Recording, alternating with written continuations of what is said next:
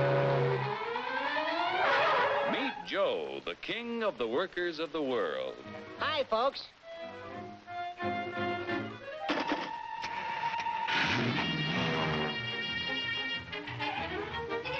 Joe's the king because he can buy more with his wages than any other worker on the globe.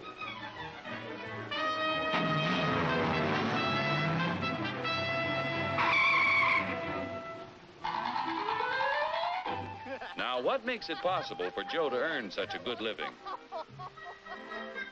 He's no smarter than workers in other countries.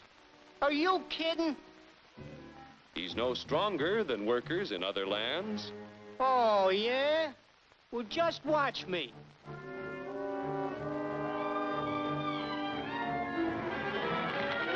Ow! Just because Joe's an American doesn't mean... Yeah? Well, being an American is the best thing in the... Oh! My back!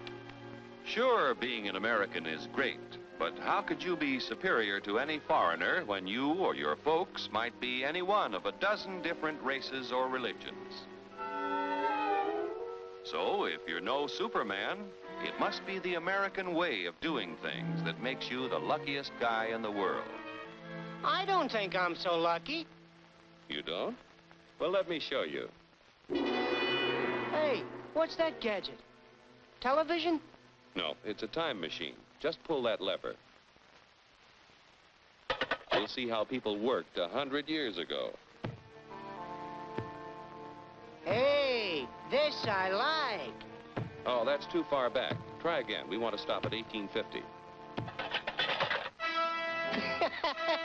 Who's the character? That's your grandfather, Joe. Oh. He had to work 69 hours a week to earn a living because he had only inexpensive hand tools and his own strength to help him make things. Your grandfather was a powerful man, yet his strength equaled only 1/10 of a horsepower. You have hundreds of horsepower in this costly giant of a machine to multiply your strength and efficiency 1,000 times.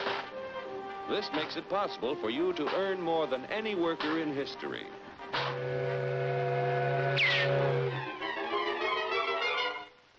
And still have leisure time each day to enjoy life. So I'm lucky. But what about the rich guy who does nothing while I do the work? True, there are rich people who contribute nothing.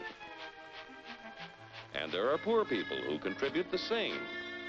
But most of the invested capital that buys the tools you use comes from your fellow Americans.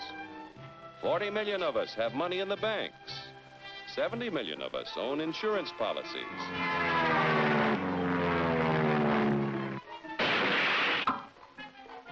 Over 15 million of us invest savings in corporation stocks and bonds, which help to finance industry.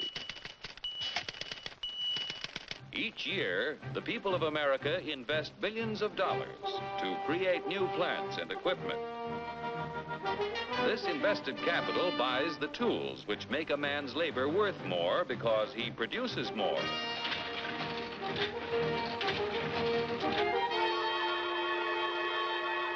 In China, for example, where there is practically no capital available for investment in plants or tools, a man's labor is not worth very much. A coolie takes 10 days to move 10 gallons of kerosene 100 miles at a freight cost of 10 cents a gallon. An American railroad worker takes only 2 hours to move 100,000 gallons of kerosene 100 miles at a freight cost of 1 cent a gallon. The coolie makes 10 cents a day.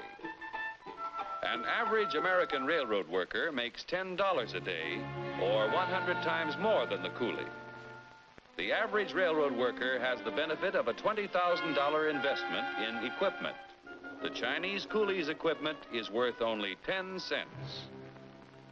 With constant improvement in expensive tools and the skill to use them, the value of any man's labor can be multiplied many times.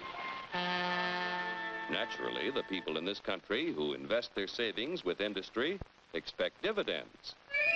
No dividends, no investments. Without new capital each year to finance new plants, tools, and equipment, labor and management would soon find themselves in pretty bad shape. Yeah, without capital to buy new tools, I might not do so good. But look what a new invention did to my grandpa. For 25 years, he knocks his brains out in the wagon works. Then along comes the gas buggy. Need I tell you what happened to Grandpop?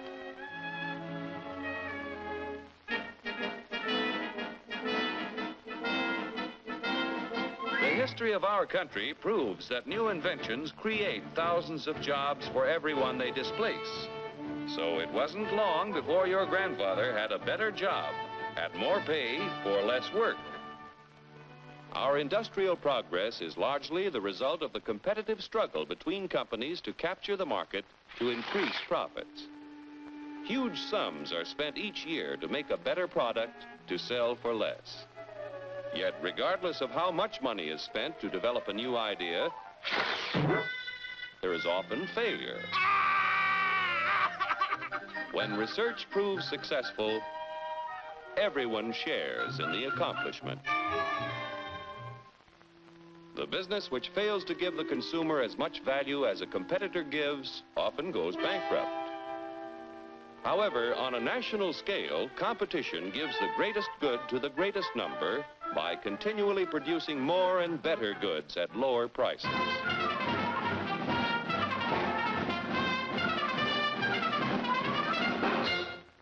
The American way of doing things makes it possible for more people to own their own homes. We're only 7% of the world's population, but we have 50% of the radios.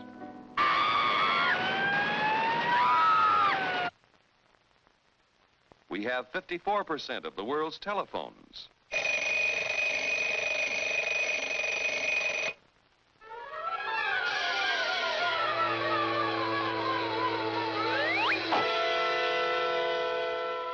Americans own practically all the refrigerators in existence to give them plenty of ice quickly and easily.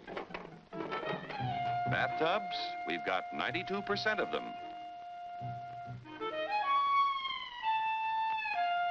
Most of us have the leisure time to enjoy the peace and quiet of the beautiful countryside as we drive about in 72% of the world's automobiles. I told you to turn at the last corner. If you don't eat it, you eat it. I don't like it. I want a candy bar. Under the protection of our freedoms, American labor, management, and capital, the greatest production team in the history of mankind, have made the United States the industrial master of the world. Capital must continue to provide industry with the funds to create new tools and plants.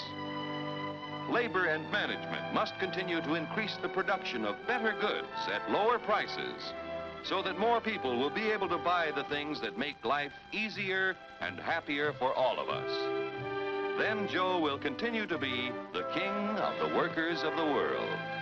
You said it, brother.